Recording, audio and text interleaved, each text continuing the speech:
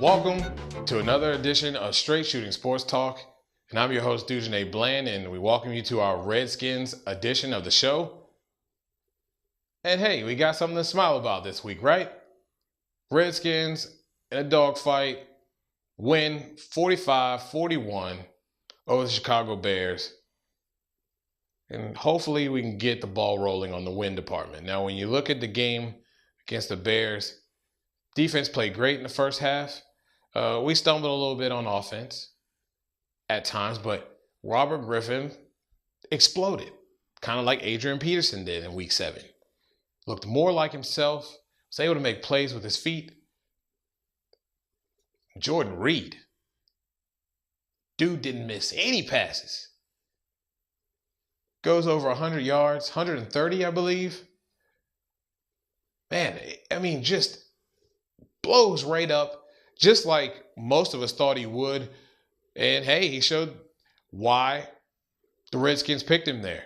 And hopefully that can continue, because I like the way they used him in that football game. Now in the second half, the defense kind of didn't do so well. Of course, Jay Cutler went down, and I think some of that has to do with that. You know, you don't know what type of quarterback you have in McCown coming in. You don't know what type of plays that he may run, and you really don't know if the guy can really run the ball like he did at times in that game. Now, granted, there was some bad tackling, there were some missed tackles, but hey, it's Matt Forte. You know, you can't knock that guy. You're going to miss some, he's going to get some, and you just have to come back and get yours. And that's what the Washington Redskins did. Roy Halou had a big day as well. That was a great game and a great, stepping stone for the Washington Redskins going into this really, really hard game here in Mile High Stadium against the Denver Broncos. Now, when we look at this game, immediately we're thinking a loss. And people around the league are thinking loss. I mean, it's the Denver Broncos. It's Peyton Manning. You've seen what they've done to teams over the last few weeks. Now, look at last week. And look at the game in Dallas. Now, Dallas's defense wasn't that great, but they did enough to keep themselves in that game, and they kept scoring and doing what they had to do to match point for point and at least give themselves an opportunity to win that football game. Now, you look at the Colts. You look at what they did. Now, to me, the Colts laid down a blueprint on how you can be effective with Peyton Manning. Now, the keys to this game, there's going to be 3.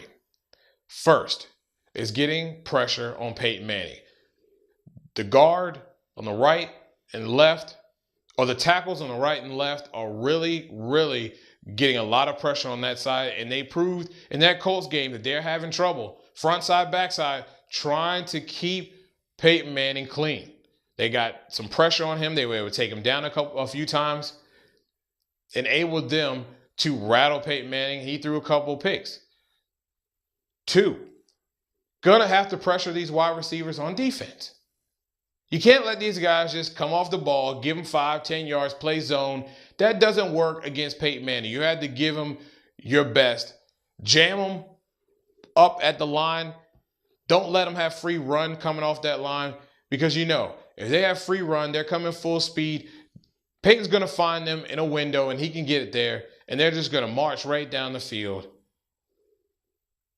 and we're going to have a huge, huge problem and get outscored early. So the defense has to do those 2 things for this team to have a shot at being in this game. Now, the third one is on offense, and it's kind of twofold.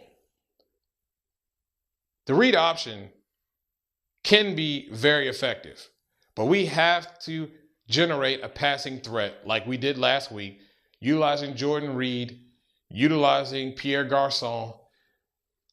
Santana Moss has got to step up and catch a few passes that are thrown his way. We have to generate a threat. Why? This is the worst passing defense in the league.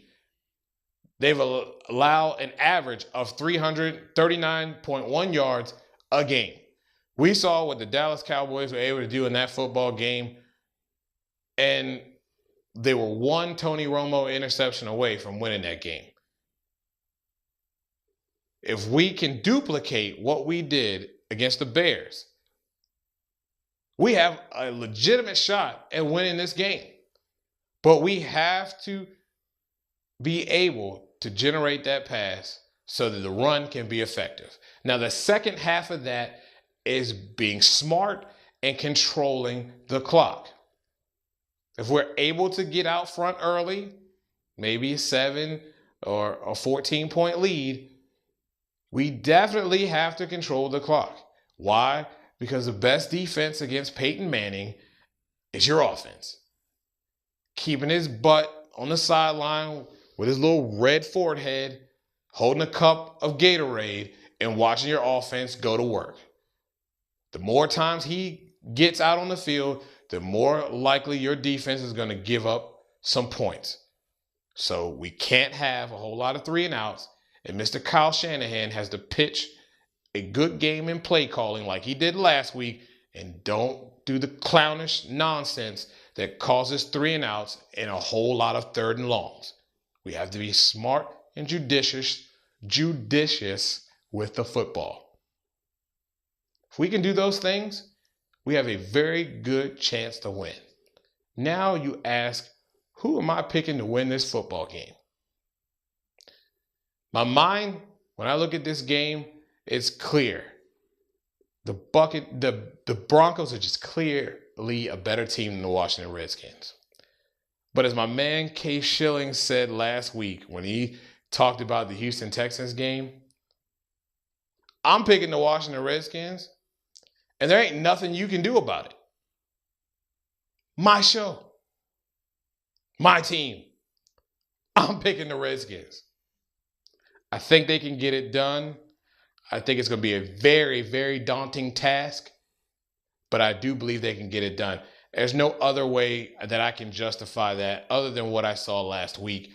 I think Robert is back, and I think if they can just get a few more contributions on offense, if Kyle can do what he did last week, we have an excellent shot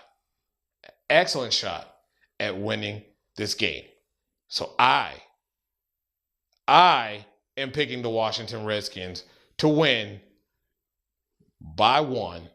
I think it's going to be 31, maybe a 30-31 football game. It could be a 41-42 football game. I don't know. It's going to have to be a high-scoring game.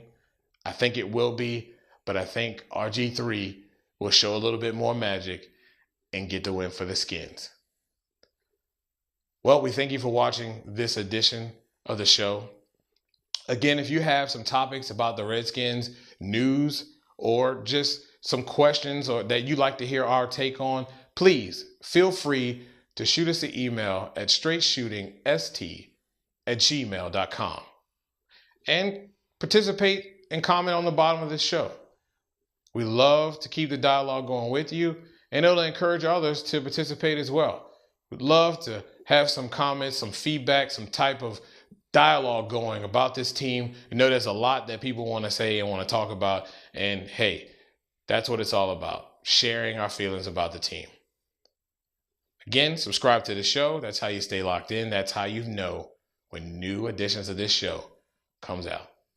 Well, again, we thank you, and we thank you for watching another edition of Straight Shooting Sports Talk.